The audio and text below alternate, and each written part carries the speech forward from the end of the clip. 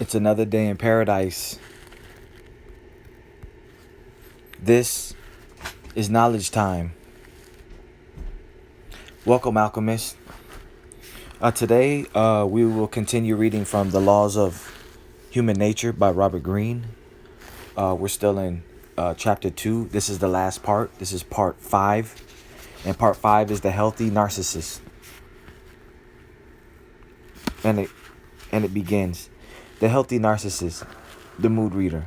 In October of 1915, the great English explorer Sir Ernest Henry Shackleton, 1874 to 1922, ordered the abandonment of the ship Endurance, which had been trapped in an ice floe in Antarctica for over 8 months and was beginning to take on water.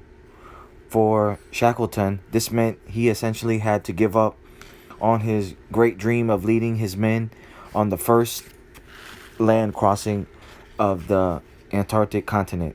This was to have been the culmination of his illustratus career as an explorer, but now a much greater responsibility weighed on his mind to somehow get the 27 men of his crew safely back home. Their lives would depend on his daily decisions. To realize this goal, he faced many obstacles. The harsh winter weather about to hit them, the drifting currents that could pull the ice floe they were to camp on in any direction, the coming days without any light, the dwindling food supplies, the lack of any radio contact or ship to transport them. But the greatest danger of all, the one that filled him with the most dread, was morale of the men. All it would take was a few malcontents to spread resentment and negativity. Soon the men would not work as hard. They would tune him out and lose faith in his leadership. Once that happened, it could be every man for himself. And in this climate, that could easily spell disaster and death. He would have to monitor their group spirit even more closely than the changing weather. The first thing he had to do was get out ahead of the problem and infect the crew with the proper spirit. It all started from the leader. He would have to hide all of his own doubts and fears. The first morning on the ice floe, he got up earlier than anyone and prepared an extra large helping of hot tea, as he personally served it to the men. He sensed they were looking to him for cues on how to feel about their plight. So he kept the mood light, mixing in some humor about their new home and the coming darkness. It was not the right time to discuss his ideas for getting out of this mess. That would make them too anxious. He would not verbalize his optimism about their chances, but would let the men feel it in his manner and body language, even if he had to fake it. They all knew they were trapped there for the coming winter. What they needed was distractions, something to occupy their minds and keep their spirits up. For that purpose, every day he drew up a duty roster outlining who would be doing what. He tried to mix it up as much as possible, shifting the men around in various groups and making sure they never did the same task too often. For each day, there was a simple goal to accomplish. Some penguins or seals to hunt. Some more stores from the ship to bring to the tents. The construction of a better campground. At the end of the day, they could sit around the campfire feeling they had something to make their lives a little easier. As the days wore on, he developed an increasingly sharp attunement to the men's shifting moods. Around the campfire, he would walk to each man and engage him in a conversation. With the scientists, he talked science. With the more aesthetic types, he talked of his favorite poets and composers. He got into their particular spirit and was especially attentive to pay any problems they were experiencing. The cook seemed particularly aggrieved that he would have to kill his pet cat. They were out of food to feed it. Shackleton volunteered to do it for him. It was clear that the physicist on board was having a difficult time with the hard labor. At night he ate slowly and sighed wearily. When Shackleton talked to him, he could feel that his spirit was lowering by the day, without making him feel like he was smirking. Shackleton changed the roster around to give him lighter but equally important tasks. He quickly recognized a few weak links in the group. First, there was Frank Hurley, the ship's photographer. He was good at his job and never complained about doing other chores, but he was a man who needed to feel important. He had a snobbish bent.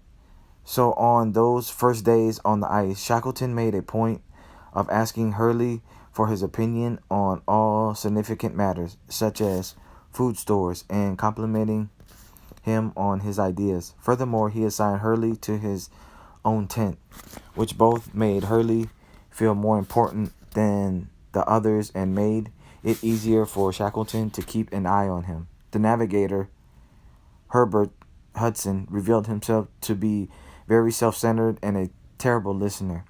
He needed constant attention. Shackleton talked with him more than with any of the others, and also brought him into his tent. If there were other men he suspected of being latent malcontents, he spread them around in different tents, diluting their possible influence. As the winter wore on, he doubled his attentiveness. At certain moments, he could feel the boredom of the men in how they carried themselves and how they talked less and less to one another. To combat this, he organized sporting events on the ice during the sunless days and entertainments at night, music, practical jokes, storytelling. Every holiday was carefully observed, with a large feast set out for the men. The endless days of drifting somehow were filled with highlights, and soon he began to notice something remarkable. The men were decidedly cheery and even seemed to be enjoying the challenges of life on a drifting ice floe. At one point, the floe they were on had become dangerously small, and so he ordered the men into the three small lifeboats they had salvaged from the Endurance. They needed to head for land. He kept the boats together and, braving the rough waters, they managed to land on the nearby Elephant Island on a narrow patch of beach. As he surveyed the island that day, it was clear the conditions on it were in some ways worse than the ice floe. Time was against them. That same day, Shackleton ordered one boat to be prepared for an extremely risky attempt to reach the most accessible and inhabited patch of land in the area, South Georgia Island, some 800 miles to the northeast. The chances of making it were slim, but the men could not survive long on Elephant Island, with its exposure to the sea and the paucity of animals to kill. Shackleton had to choose carefully the 5 other men, besides himself, for this voyage. One man he selected, Harry McNeish, was a very odd choice. He was the ship's carpenter and the oldest member of the crew at 57. He could be grumpy and did not take well to hard labor. Even though it would be an extremely rough journey in their small boat, Shackleton was too afraid to leave him behind. He put him in charge of fitting out the boat for the trip. With this task, he would feel personally responsible for the boat's safety, and on the journey, his mind would be continually occupied with keeping track of the boat's seaworthiness. At one point during the voyage, he noticed McNeish's spirits sinking, and suddenly the man stopped rowing. Shackleton sensed the danger here. If he yelled at McNeish or ordered him to row, he would probably become even more rebellious. And with so few men crowded together for so many weeks with so little food, this could turn ugly. Improvising in the moment, he stopped the boat and ordered the boiling of hot milk for everyone. He said they were all getting tired, including himself, and they needed their spirits lifted. McNeish was spared the embarrassment of being singled out, and for the rest of the journey, Shackleton repeated this plow as often as necessary. A few miles from their destination, a sudden storm pushed them back. As they desperately looked for a new approach to the island, a small bird kept hovering over them, trying to land on their boat. Shackleton struggled to maintain his usual composure, but suddenly he lost it, standing and swinging wildly at the bird while swearing. Almost immediately, he felt embarrassed and sat back down. For 15 months, he had kept all of his frustrations in check for the sake of the men and to maintain morale. He had set the tone. Now was not the time to go back on this. Minutes later, he made a joke at his own expense and vowed to himself never to repeat such a display, no matter the pressure. After a journey over some of the worst ocean conditions in the world, the tiny boat finally managed to land at South Georgia Island. And several months later, with the help of the whalers who worked there, all of the remaining men on Elephant Island were rescued. Considering the odds against them, the climate, the impossible terrain, the tiny boats, and their meager resources, it was one of the most remarkable survival stories in history. Slowly, word spread of the role that Shackleton's leadership had played in this. As the explorer Sir Edmund Hillary later summed it up, for scientific leadership gave me Scott. For swift, efficient travel, a Mundinson. But when you are in a hopeless situation, when there seems no way out, get down on your knees and pray for Shackleton. Interpretation. When Shackleton found himself responsible for the lives of so many men in such desperate circumstances, he understood what would spell the difference between life or death, the men's attitude. This is not something visible. It is rarely discussed or analyzed in books. There are no training manuals on the subject, and yet it was the most important factor of all. A slight dip in their spirit, some cracks in their unity, and it would become too difficult to make the right decisions under such duress.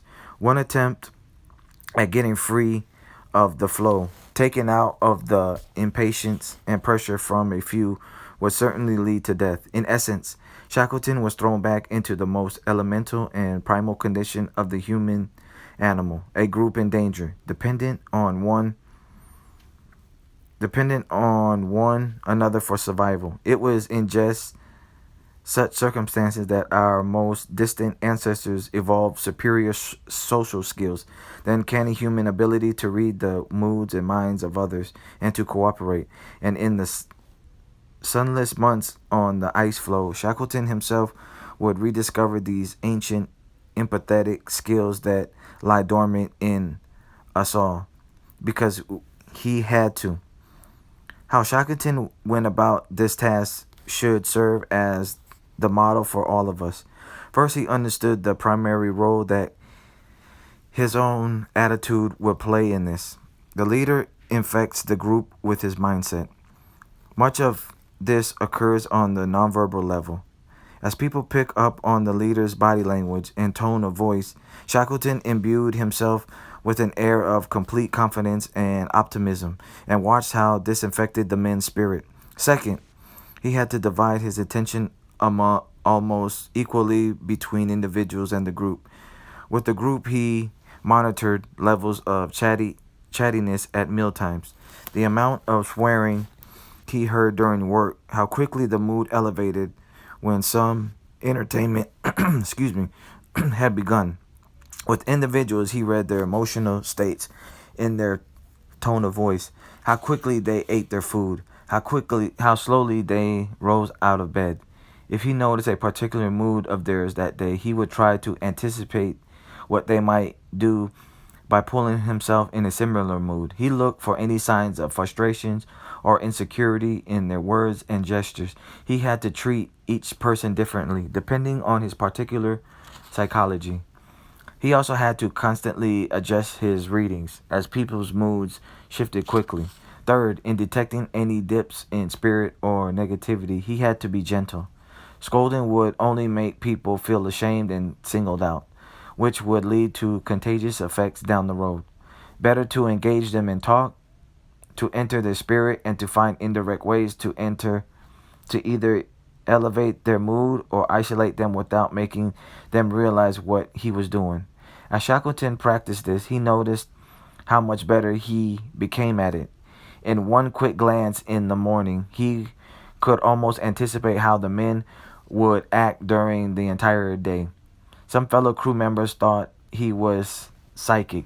Understand, what makes us develop these empathetic empathetic powers in necessity. If we feel our survival depends on how well we gauge the moods and minds of others, then we will find the requisite focus and tap into the powers. Normally, we do not feel the need for this. We imagine that we understand quite well the people we deal with. Life can be harsh, and we have too many other tasks to attend to. We are lazy and prefer to rely upon pre-digested judgments. But in fact, it is a matter of life and death, and our success does depend on the development of these skills. We simply are not aware of this because we do not see the connection between problems in our lives and our constant misreading of people's moods and intentions and the endless missed opportunities that accrue from this. The first step, then, is the most important: to realize you have a remarkable social tool that you are not cultivating. The best way to see this is to try it out. Stop your incessant interior monologue and pay deeper attention to people. Attune yourself to the shifting moods of individuals and the group. Get a read on each person's particular psychology and what motivates them. Try to take their perspective, enter their world and value system. You will suddenly become aware of an entire world of nonverbal behavior you never knew existed, as if your eyes could now suddenly see ultraviolet light. Once you sense this power, you will feel its importance and awaken to new social possibilities. I do not ask the wounded person how he feels. I myself become the wounded person. That's a quote by Walt Whitman. That's the end of chapter 2. Tomorrow I'll be reading from chapter 3, See Through People's Masks. In closing, subscribe to the channel. Comment any questions you have. Like if the information was inspiring for you. And share this knowledge with other alchemists. Also, follow me on Instagram for more progressive knowledge. You can find me at Max_Bugatti_8008. I'm all about family first. I'm an investor, stocks and alternative energy. I'm a filmmaker. I'm an aerospace botanist. I have a confidence building program.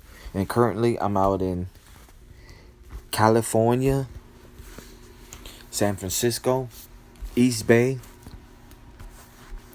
While you're slaying dragons, I'll be taming them.